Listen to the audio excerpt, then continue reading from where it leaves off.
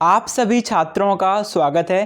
तो छात्रों, आज की इस वीडियो में हम कक्षा 7वीं विषय हिंदी प्रतिभा पर्व मूल्यांकन वर्कशीट 2021-22 खंड आ और इसके बाद जो आपका खंड वा है इसका भी संपूर्ण हल देखने वाले हैं। जिससे छात्रों, यदि आप हमारे द्वारा बताए गए इस सॉल्यूशन को लिखते हो तो आपको 50 में से 50 अंक मिलेंगे। कोई भी शिक्षक आपका एक भी अंक नहीं काट पाएगा। तो आपको सभी के सभी आंसर इसी टाइप से लिखने हैं। अभी करते हैं वीडियो को स्टार्ट। सबसे पहले यहाँ पर आपको जो भी आपका नाम हो यहाँ पर विद्यार्थी के नाम के सामने डाल देना है अपने पिता का नाम, कक्षा और फिर शाला का नाम भी डाल देना है। ठीक है। इसके बाद आप महत्वपूर्ण निर्देश देख सकते हो। यहाँ से वर्कशीट पर कार्य प्रारंभ करें। आपका पहला क्वेश्चन है, सूचना के आधार पर प्रश्न को पढ़कर नीचे दिए विकल्पों को चुनकर लिखिए।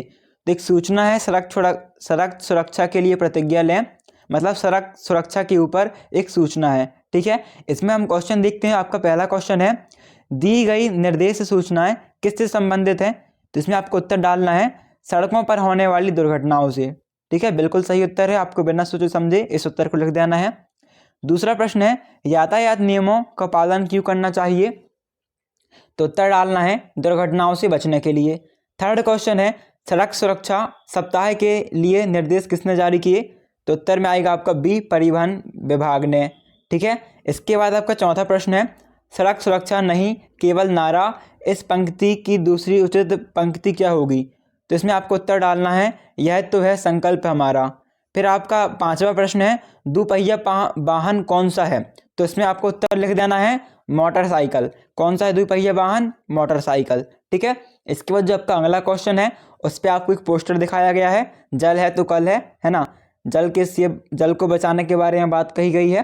तो यहाँ पर इसके क्वेश्चन आंसर देखते हैं। पहला छठवां क्वेश्चन है, जल की तरह जीवन के लिए कौन सी वस्तु आवश्यक है? तो आपको उत्तर लिखना है हवा।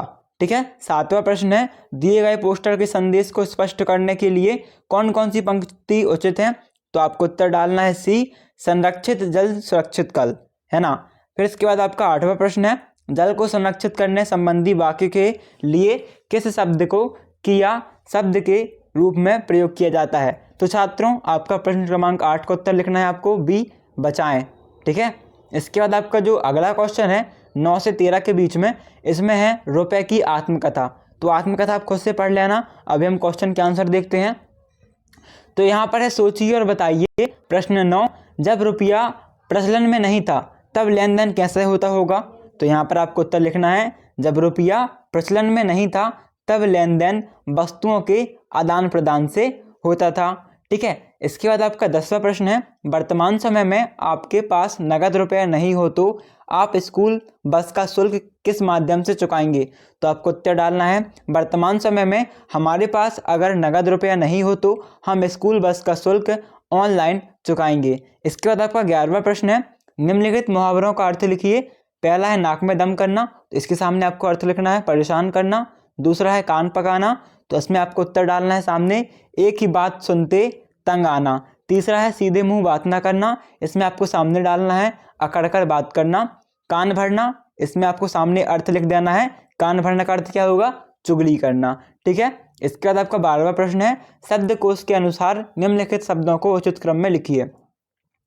तो यहाँ पर है उचित क्रम, तो आपको उचित क्रम में लिखना है सबसे पहले अधीर। देखो यहाँ पर अनुचित क्रम लिखा है आगे पीछे, है ना। आपको इन्हें ऐसे जमाना कि एक सेंटेंस बन जाए। तो यहाँ पर लिखना है अधीर पुत्र वाणी सफल, जीवन धारण पुत्र सफल धैर्यवान। ठीक है, ये आपको लिख देना है, धारण लिखना, फिर इसके बाद कॉमा लगा कि पुत्र सफल धैर्यवान भी लिख देना। ठीक है। इसके बाद आपका 13वां प्रश्न है, दिए गए सर्वनाम के आधार पर 2-2 वाक्य लिखिए। तो सर्वनाम क्या है? निजवाचक सर्वनाम। इसमें जो 2-2 वाक्य आएंगे आपके, तो आपको इस टाइप से लिख देना है। इस पर पहले जिन शब्दों का प्रयोग वक्ता स्वयं के लिए करता है और जो सर्वनाम प्रथम पुरुष द्वितीय पुरुष तृतीय पुरुष निजत्व का बोध कराते हैं उन्हें निजवाक्य सर्वनाम कहते हैं। ठीक है। आपको ये 2 वाक्य हो गए, 2 वाक्य से ज़्यादा ही हो गए, फिर आपको इतने लिख देना है जिसमें आपकी लाइन भर जाए। प्रश्नवाचक सर्वनाम, इसमें आपको लिखना है जिन शब्दों का उपयोग किसी वस्तु, व्यक्ति, प्राणी, वस्तु, क्रिया, व्यापार आदि के संबंध में कोई सवाल पूछने या उसके बारे में जानने के लिए किया जाता है उन शब्दों का प्रश्नवाचक सर्वनाम कहते हैं। ठीक है, इस टाइप से आप लिख देना, आपको फुल में से फुल मार्क्स मिल जाएंगे। फिर आपका छात्रों अगला क्वेश्चन जो है वो है दीर्घ उत्तरीय प्रश्न। वो है नीचे दिए गए प्रश्नों के उत्तर लिखिए। इंटरनेट विषय पर 100 शब्दों में निबंध, है ना। तो आपको इंटरनेट में 100 शब्दों में निबंध लिखना है, उत्तर डालना। इंटरनेट मनुष्य के विज्ञान द्वारा दिया गया एक सर्वश्रेष्ठ उपहार है। ठीक है, इंटरनेट अनंत संभावनाओं से हमें कोई भी सूचना, चित्र, वीडियो आदि दुनिया के किसी भी कोने से किसी भी कोने तक पल भर में भेज सकते हैं। इंटरनेट के माध्यम से हम ईमेल भी भेज सकते हैं और प्राप्त भी कर सकते हैं। ठीक है ना। इसके बाद छात्रों आपके 14 क्वेश्चन के बाद जो अगला खंड है, देखिए खंड आ आपका कंप्लीट हुआ। अभी हम खंड बा का उत्तर देखेंगे। तो आपका खंड बा है प्रतिभा पर्व मूल्यांकन वर्कशीट। यहाँ पर आपका जो भी नाम हो डाल लेना, पिताजी का नाम, कक्षा, शाला का नाम। ठीक है, तो खंड बा के उत्तर देख लेते हैं हम। यहाँ पर आपका पहला प्रश्न जो है वो है अपने परिवेश आसपास में पाए जाने वाले किसी एक पक्षी का पंख चिपकाते हुए अथवा बनाते हुए उसका विवरण निम्नलिखित बिंदुओं के आधार पर दीजिए।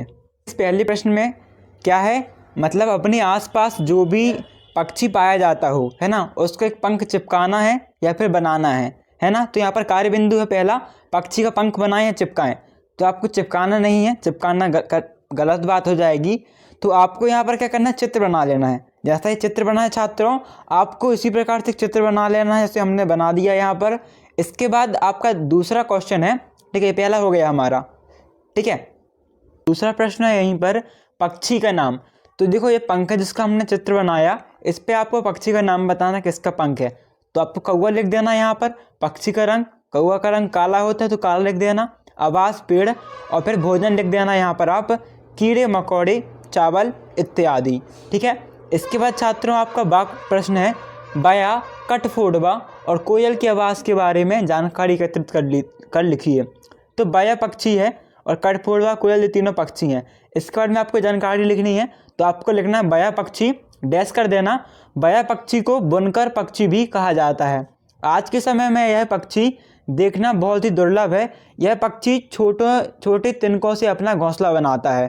फिर कठफोड़वा पक्षी लिखना और डैश करके लिखना। कठफोड़वा पेड़ में अपनी चोंच से सुराख करके उसमें घोंसला बनाकर रहता है। यह आम के पेड़ में घोंसला बनाकर रहता है। फिर है कोयल पक्षी, तो इसमें लिखना कोयल पक्षी का आवाज़ बहुत सुरीली होती है। कोयल स्वभाव से बहुत चालाक होती है। वह अपने अंडों को दूसरे के घोंसले में रख देती है। वह सदाबहार घने वृक्ष में घोंसला बनाकर रहती है।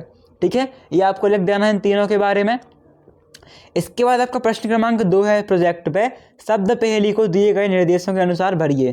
तो देखो शब्द पहेली आपको इस टाइप से भरना है, नागार्जुन, नाराज, जख्मी, रक।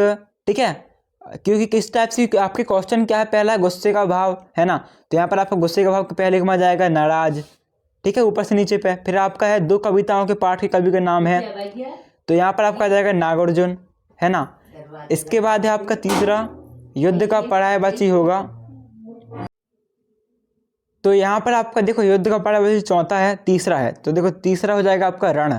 यहाँ पर देखो का लिखा है, इसे आपको थोड़ा सुधार लेना है छात्रों। यहाँ पर आपको ना लिखना है, ये वाला रा। ठीक है, रण। युद्ध का पर्यायवाची लिखना है आपको रण। क्या लिखोगे, रण। ठीक है, यहाँ पर बस का हटा लेना आप और ना लिख लेना। बाकी छात्रों आपको सेम टू सेम इस प्रकार से भर लेना है। और देखो एक गलती और है यहाँ पर, हम आपको बताएंगे आगे चल के। नारी का विलोम शब्द क्या है, दूसरा है आपका, तो नर हो जाएगा, है ना। फिर आगे देखो तो देखो छातीग्रस्त के लिए एक और शब्द चौथा है आपका, तो ये हो जाएगा आपका जख्मी। फिर देखो यहाँ पर जामुन के रंग वाला 7वां, तो जामुनी। रात्रि रात का पर्यायवाची शब्द होगा, तो 5वें में क्या हो जाएगा आपका रात्रि रात का पर्यायवाची शब्द, ये आपका हो जाएगा रजनी। ठीक है, रजनी। तो यहाँ पर मी लिखा है ना, यहाँ पर आप रा कर लीजिए, बाकी सब सही है। तो देखो आपको सेम टू सेम ऐसा भर लेना है। बस छात्रों आप 2 काम करिएगा, यहाँ पर ना कागज देखो ना लिख लीजिएगा ना। ठीक है, थोड़ा सुधार लीजिएगा, और यहाँ पर रा। बाकी आपका 1 नंबर भी नहीं कटेगा, आप इस टाइप से लिख लीजिएगा। तो छात्रों थैंक्स फॉर वॉचिंग, मिलते हैं अगली वीडियो पे। जब तक के लिए वीडियो को लाइक कर दीजिएगा, लाइक करना बिल्कुल मत भूलें। अपने सभी दोस्तों के साथ इस वीडियो को व्हाट्सएप में शेयर कर दें, साथ ही चैनल को सब्सक्राइब भी कर लें। थैंक्स फॉर वॉचिंग, मिलते हैं।